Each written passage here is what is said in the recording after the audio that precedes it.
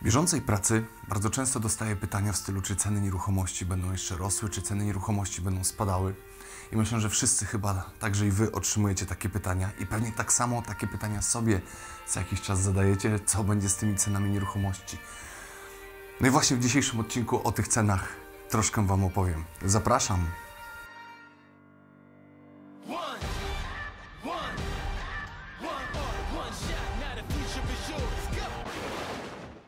Słuchajcie, nieruchomości to jest, co by nie mówić, na rynku to jest produkt, który się rządzi prawami ekonomicznymi, tak jak większość produktów, i w jakiś sposób do pewnego stopnia wiedza ekonomiczna pozwala niektóre rzeczy przewidzieć. I najczęstszą sytuacją, która wpływa na to, że dane ceny idą w górę bądź idą w dół, to jest moment, w którym się spotykają kupujący i sprzedający. I w zależności, których jest więcej, tak te ceny idą w górę bądź w dół. Czyli jeśli jest więcej kupujących, więcej chętnych niż mieszkań, no to z automatu jest to towar w jakimś stopniu deficytowy i ceny tych mieszkań, tych nieruchomości idą wtedy w górę. Gdy sytuacja jest wyrównana w miarę, no to rzeczywiście te ceny są w miarę stabilne i niewiele się tam różnią, jeśli chodzi o jakieś ogólne trendy, a nie pojedyncze sytuacje. Bardzo podobnie jest na rynku giełdowym. Jeśli bardzo dużo jest chętnych na jakieś akcje, te akcje idą w górę. Jeśli ludzie nagle wyprzedają hurtowo jakieś akcje, akcje lecą w dół. Tu z mieszkaniami jest bardzo podobnie i teraz nadal mamy sytuację, jeśli mówimy o mieszkaniach, że jest zdecydowanie więcej chętnych, aby nabyć te mieszkania, niż tych mieszkań jest. Z różnych powodów jest taka sytuacja. Na pewno ceny materiałów, coraz trudniejsza robocizna, coraz droższa ta robocizna, coraz mniej fajnych gruntów powoduje, że deweloperzy nie dowożą takiej ilości mieszkań, szczególnie w tych dużych miastach, na jakie jest zapotrzebowanie, przez co mogą podnosić ceny, więcej zarabiać. No ale zaraz za deweloperami, jeśli mówimy o mieszkaniach, idzie rynek wtórny, który także się bardzo często potrafi porównywać do cen deweloperskich, szczególnie jeśli mówimy o mieszkaniach takich ogólnych, tych najbardziej pospolitych, najbardziej popularnych. Więc aktualnie sytuacja jest taka, że nadal tych mieszkań brakuje i raczej nie ma powodów i takich wyraźnych sygnałów, które mogłyby zapalić jakąś tam lampkę, żaróweczkę, która by powiedziała, że uwaga, coś się dzieje. Natomiast gdybyśmy zaobserwowali, że deweloperzy będą powoli zwalniali z tymi cenami, no bo deweloperzy tych mieszkań nie chcą za długo mieć w swojej bazie, często kredytują te nieruchomości na takiej zasadzie, że praktycznie chcieliby wszystko sprzedać, zanim zostanie to wybudowane, więc gdyby coś przestało iść, w pierwszym odruchem można zawsze próbować ceną przyspieszyć jakąś popularność inwestycji, więc dopóki nie będzie takich sygnałów, to raczej nie widziałbym tutaj jakiegoś normalnego, rynkowego trendu, który miałby się zmienić bądź zwolnić. Natomiast osobiście uważam, że mieszkania typu wielka płyta, stare już dość mieszkania, subiektywnie uważam, że są już za drogie. I o ile jeśli coś by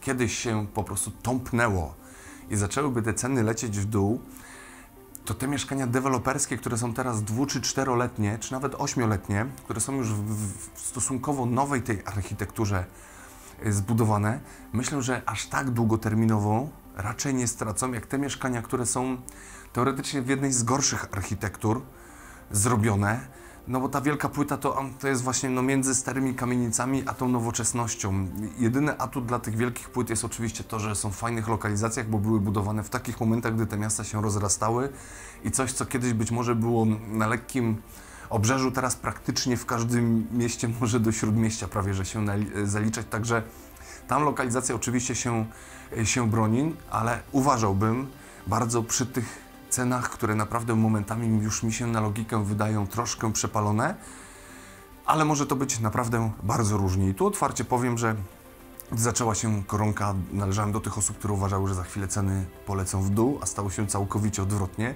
Zresztą z wieloma tutaj kolegami i koleżankami w branży raczej przewidywaliśmy, że po prostu będzie taki zastój, że to wszystko będzie raczej leciało w dół, a się okazało, jak się okazało, że przyspieszyło jeszcze bardziej. Według mnie domy będą szły jeszcze do góry, szczególnie te w tej pierwszej otoczce miast. Może te takie dalej, 40 km od miast, tych dużych, Może tam jeszcze takiego dynamitu i takiej dynamiki wzrostowej nie będzie, natomiast te domy, które są w tych takich najbardziej popularnych przedziałach metrażowych i fajnych rozkładach i w dość kameralnych osiedlach, one według mnie będą jeszcze rosły, ponieważ ten trend uciekania z miast do obrzeży w związku z tym, że ta zdalna praca coraz bardziej w niektórych branżach się chyba na stałe dosłownie się tutaj tak przyzwyczai do tych zawodów, no może się okazać, że rzeczywiście bycie w centrum nie ma żadnego tutaj sensu już teraz i chociażby ten trend może spowodować, że te domy będą nadal zyskiwały. Uważam, że innym jeszcze trendem, który powoduje, że te domy mogą mieć coraz jeszcze większą wartość, jest to, że one nadal stosunkowo za metr kwadratowy mniej kosztują niż te mieszkania. I może się nadal okazać, że sprzedając 70-metrowe mieszkanie w fajnej lokalizacji w dużym mieście, na obrzeżu za tę cenę możemy mieć 120-metrowy dom, który rzeczywiście, co by nie mówić, daje dużo większy komfort życia, jeśli ktoś oczywiście potrzebuje tej powierzchni i lubi mieć taką swobodę, więc domy uważam, że będą szły w górę. Jeśli chodzi o grunty, uważam, że zdecydowanie grunty będą szły w górę, szczególnie te turystyczne, czyli linia brzegowa jeziora, bardzo bliskie położenie do morza, widok na góry, ale widok na góry, nie to, że ktoś jest w Zakopanem, a nie widzi gór, tylko naprawdę widok na góry w tych topowych lokalizacjach. Uważam, że te nieruchomości mają prawo nadal iść w górę. Dlaczego? Ponieważ ilość tych nieruchomości jest ograniczona. To tutaj już nie chodzi tylko o trendy, tylko chodzi o najnormalniej w świecie o to, że to jest towar, którego nie wybudujemy. O ile mieszkania można budować, o tyle linii brzegowej raczej nie stworzymy, chyba że będziemy wyspy sztuczne z piasku nasypywać, żeby troszkę tych metrów nowych powstało. Natomiast póki co to w Polsce chyba będzie tak drogie, że jeszcze nieprędko powstaną takie nasypy, na których będzie można budować. Więc turystyczne grunty uważam, że jak najbardziej mają prawo jeszcze pójść w górę i to naprawdę myślę, że niektóre, że łohoho, jak to się mówi, że mogą polecieć bardzo, bardzo znacząco. Zresztą w ciągu ostatnich 5 lat tutaj praktycznie wszystko poleciało i to po 200% momentami, po 500% nawet znam takie grunty nadmorskie, które potrafiły tak zyskać na tej cenie, ale uważam, że to jeszcze nie jest koniec, że to jeszcze może iść do góry. Najbardziej według mnie zagrożone nieruchomości to są lokale parterowe, lokale użytkowe, ponieważ może się okazać, że my z tą koronką sobie jeszcze nieprędko poradzimy, że być może będziemy się z tą koronką przepychali jeszcze ze 2-3 lata. Na razie to tak wygląda, jakby to nie miało być tak szybko uratowane. No i tu najbardziej tracą na tym przedsiębiorcy, bo są te obostrzenia, które dotykają najczęściej właśnie pobyty w takich lokalach. Szczególnie niektóre usługi są praktycznie zagrożone i to może naprawdę być troszkę niebezpieczne. Gdy się okaże, że my naprawdę się jeszcze oduczymy całkowicie korzystać z restauracji, to także to może polecieć. Na razie póki co jest wszystko fajnie i wszystko się zgadza, ale tutaj bym był bardzo, bardzo ostrożny. Kolejny sygnał na te lokale może być takie, że zapowiadany tutaj jest rządowy nowy tak zwany ład, który bezpośrednio uderza przede wszystkim w przedsiębiorców. No a właśnie takimi lokalami zainteresowani są głównie przedsiębiorcy, bo to oni tam prowadzą swoje biznesy i może się wydawać, że to kilka procent jest tylko wzrostu comiesięcznych podatków, no ale to prawie o 50% niektórym może wzrosnąć. I to są takie kwoty, które mogą praktycznie niektóre biznesy całkowicie wyzerować. W tych biznesach mogą rentowność i wtedy mogą być kłopoty. Także tutaj bym był ostrożny z niektórymi lokalami, jeśli ktoś rozważa inwestowanie w lokale tylko dlatego, że one dowożą większą rentowność niż klasyczne mieszkania, bo gdy wszystko się zgadza, to rzeczywiście dowożą lepszą rentowność, dłuższą rentowność. Najczęściej te najmy są dłuższe z automatu na 3 lata, czasami na 5, a są i takie, które są na 5+5, także tutaj rzeczywiście dla takiego inwestora, jeśli chwilę przeczeka i dobry lokal znajdzie, to wszystko jest fajnie. Natomiast jeśli coś tąpnie, no to tam mogą być bardzo długie przestoje, więc tutaj gdybym sam miał rozważać takie inwestycje, na pewno bym był teraz bardzo ostrożny, bardzo bym się z tym wstrzymywał. Natomiast jeśli ktoś chciałby teraz nabywać dużo mieszkań, ponieważ chce odłożyć pieniądze, jest inflacja i bez sensu rzeczywiście te pieniądze trzymać w skarpecie, nawet w banku nie do końca to jest takie istotne i teoretycznie lepiej mieć wiele mieszkań niż takie pieniądze na koncie.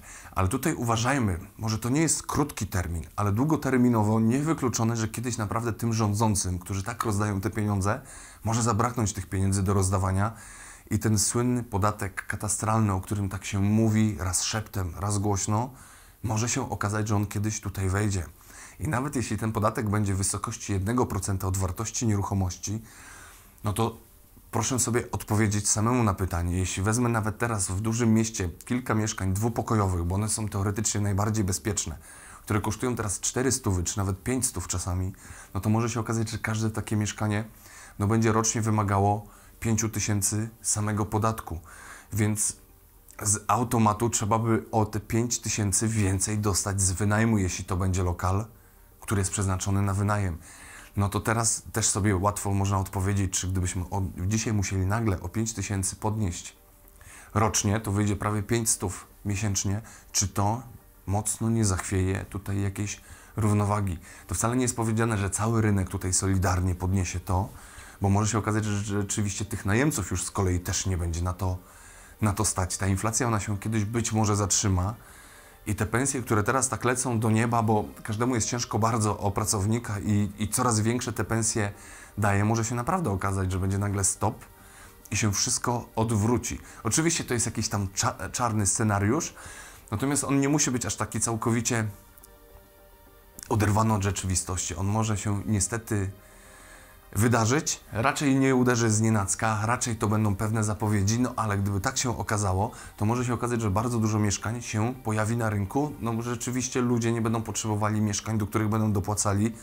Znając życie, gdy mieszkania przestaną dowozić, jakieś inne instrumenty finansowe się pojawią. Być może odrodzi się Bitcoin, być może coś nowego w tym stylu powstanie. Nawet jeśli nie powstanie jakiś nowy Bitcoin, to być może wszyscy się już tak oswoją do tego klasycznego Bitcoina i go bardziej zrozumieją, że te osoby, które inwestowały teraz w nieruchomości, być może na to będą chciały przenieść pieniądze. Więc ludzie, gdy będzie taki podatek katastralny, niekoniecznie będą chcieli nabywać takie nieruchomości jako drugą, trzecią, czwartą, ponieważ będą wiedzieli, że to się będzie wiązało z ciągłą koniecznością jakichś stałych opłat, niezależnie czy nieruchomość jest wynajmowana, czy nie. Teraz przynajmniej płacimy podatki tylko, gdy nieruchomość jest wynajmowana, przynajmniej te od przychodu.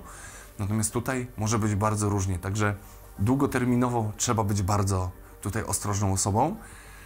Natomiast krótkoterminowo, jeśli ktoś musi mieszkać, to wiadomo, że będzie musiał mieszkać. Mieszkania to jest u nas tak silne dobro, że my nie kupujemy tego dla mody. Dla mody można było kupować jakieś luksusowe samochody albo jakieś prestiżowe torebki bardzo drogie. Natomiast mieszkania, one spełniają tak silną w nas potrzebę, że one tak czy siak będą nabywców na siebie miały. Także tutaj to też nie będzie coś takiego, że nawet gdyby nagle krach był, gdyby banki przestały to wszystko finansować, to że nikt nie będzie tych mieszkań kupował. No ludzie będą kupowali, tylko wtedy będą już oglądali te mieszkania 5 razy, a nie raz, bo nie będą się bali, że ktoś im sprzed nosa to kupi. Będą odważniej się starali targować, bo zobaczą, że być może po drugiej stronie jest osoba, która też jest jakoś zmuszona do tego, żeby te nieruchomości kiedyś sprzedać. Najczęściej ktoś sprzedaje też z jakiegoś powodu. My jako Polacy w Europie naprawdę się wyróżniamy, że mamy bardzo silną potrzebę posiadania. Ogromną mamy tę siłę posiadania. Jeśli chodzi o mieszkania, no to jesteśmy tutaj naprawdę w bardzo wysokim czubie jesteśmy. Zachodnie kraje, tam zdecydowanie więcej ludzi na co dzień mieszka w mieszkaniach wynajmowanych, natomiast my jako Polacy mamy potrzebę posiadania. Uważam, że to jest bardzo dobra potrzeba i fajnie, że ją realizujemy, bo jednak mieć to mieć. Akurat nieruchomość uważam, że warto mieć. Samochodu może nie trzeba mieć swojego, ale nieruchomość warto mieć swoją. Więc na pewno ten trend bardzo tutaj napędza nas, po prostu nas jako Polaków do nabywania tych nieruchomości. Ale wiadomo, każdy trend kiedyś może się jakoś skończyć, jeśli nas po prostu nie będzie na nie stać, to może być bardzo różnie. Ostatnio też się pojawiły jakieś informacje, że pewne fundusze hurtowo kupują pewne nieruchomości i takie hurtowe zakupy, one także wpływają na ceny i także te ceny dość idą do góry. Tylko pamiętajmy, że takie fundusze, jak tam by coś im nie wyszło, to będzie źle, ale nie będzie dramatu. Tak to bywa z tymi funduszami, że fundusz od tego jest, że raz może iść do góry, raz może iść na dół. Natomiast jeśli my z prywatnego majątku nabędziemy jakieś nieruchomości, jeszcze nabędziemy je na maksie kredytowym, jaki mamy teraz, i coś tam, nie daj Boże, się stanie z tym trendem ekonomicznym, czy ogólnie z sytuacją rynkową, no to może się okazać, że my będziemy mieli kłopot. Fundusz najwyżej się jakoś rozliczy, że ma straty. Tak to bywa z funduszami, że niektóre nawet i całkowicie upadają. Natomiast my, zanim jakieś tam bankructwo ogłosimy, to może być ciężko. Ale do tego mam nadzieję, że jest jeszcze daleka droga. Także jeśli nabywacie nieruchomości, ostrożnie, mimo wszystko ostrożnie, patrzcie na nie długoterminowo. Nie patrzcie, jak to wygląda w 2021 czy 2022 roku. Tylko postarajcie się wyobrazić, czy ta nieruchomość będzie nadal fajna w 2032 roku. Przynajmniej jeśli chodzi o urbanizację miasta i o jakieś tam zaciekawienie. Wierzę, że sobie poradzicie i że będziecie bardzo dobre decyzje w związku z nabywaniem nieruchomości mogli podejmować. Dziękuję za obejrzenie tego odcinka i zapraszam ponownie.